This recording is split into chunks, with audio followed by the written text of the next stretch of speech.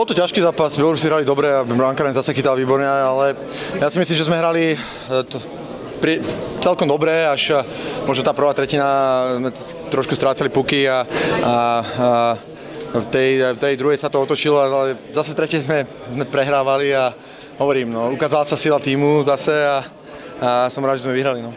Dodá prvý gól, tak má samozrejme výhodu, a keby sme ho dali tak skoro, tak by sa určite hralo inak aj nám a bol by to iný zápas, ale nedalo sa, nič sa nestalo. Hrali sme si svoju hru, bolo dlho 0-0 a hovorím, som to povedal predtým, tímová spolupráca, to je najdôležitejšie na takýchto turnajoch a zase sme to dokázali.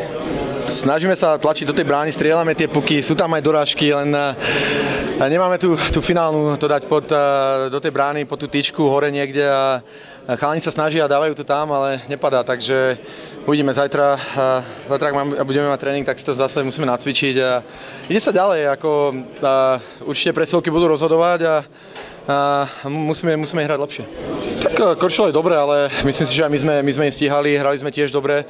A ja si myslím, že sme boli v tomto zápase lepší. Oni síce zase dali prvý gól, ale podľa mňa sme hrali lepšie, mali sme viac šancí, len tá koncovka nám nešla dneska, ale podľa mňa to bol dobrý zápas.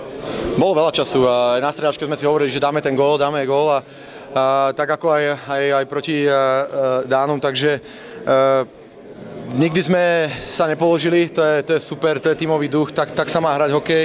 A zase sme to otočili, takže hovorím, škoda 3 bodov, ale 2 body zobrieme. Hráme ako jeden tím, podľa mňa jedno, kto dá gól, či obranca, či útočník. Hlavné sú víťazstva, škoda, že sme nemáme 6 bodov, ale zobrieme aj 4, je to lepšie, ako by sme mali mať 2. Mobilov zápasu sme prehrávali, ale zase sa ukázala sila tímu, ako aj včera, aj dneska, že sme to nepoložili a bojovali sme ďalej. Skúšame to, strieľame stále, nepadá nám to tam, ale keď budeme takto hrať ďalej, tak si myslím, že tie góly padnú aj útočníkom.